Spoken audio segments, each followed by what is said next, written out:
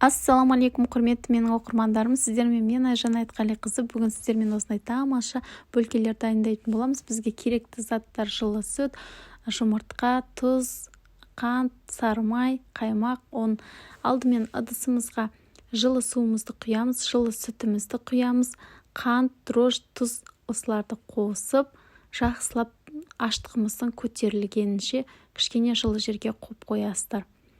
Өзі кішкене көтеріледі. Көтерілгеннен кейін жақсылап осылай араластырасыздар да, бөлме температурасындағы майымызды, кез келген май бола береді, қаймағымызды қосасыздар. Мен құрамына жазып кетем грамдарын. 2 жұмыртқамызды қосып, жақсылап араластырасыздар. Міндетті түрде жылы болсын, сүтіңіз де жылы болсын, суыңыз да, жұмыртқаңыз да міндетті түрде жылы болсын. Сонда сіздің бөлкелеріңіз жақсы көтерілетін болады. Енді осыған ұнымызды салып араластыратын боламыз. Ең алдымен осылай қасықтың немесе осылай араластыратын құралдың көмегімен араластырыңыздар басында. Кейін ұнды бөліп саласыздар.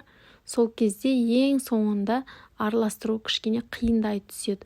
Сол кезде қолмен араластыратын боласыздар. Қолмен араластырған кезде кішкене қамыр жабысатын болады. Ең соңында сұйық май қосып жібересіздер, міне осылай.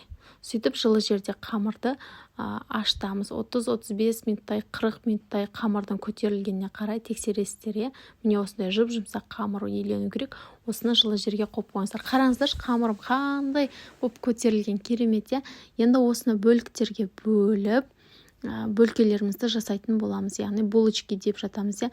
Міндетті түрде шоколад пастасын қосыңыздар. Именно шоколадтың пастасы болу керек. Егер сіздер кәдімгі шоколадты қоса салсаңыздар, ол қамырды тесіп жіберуі мүмкін. Сондықтан міндетті түрде осылай пастасын алыңыздар.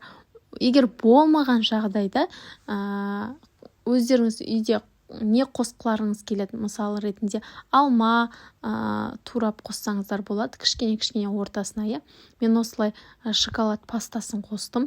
Міне осылай жайдым да, ортасына салып, жан-жағын біріктіремін, осылай жабыстырамын. Болды, міне. Осыны енді 180 градуста тексеріп отырасыздар. 20 минутта пісіп шығады. Тез піседі. Міндетті түрде тексеріп отырыңыздар. Міне дайын болды. Керемет болып шықты. Енді жасап көріңіздер. Қараңыздар, міне үзіп көрсетейін сіздерге. Жұп-жұмсақ, дәмі де керемет болып шықты. Жасап көріңіздер. Сіздермен бірге болған Айжан Айтқалиқызы. Астарыңыз дәмді болсын.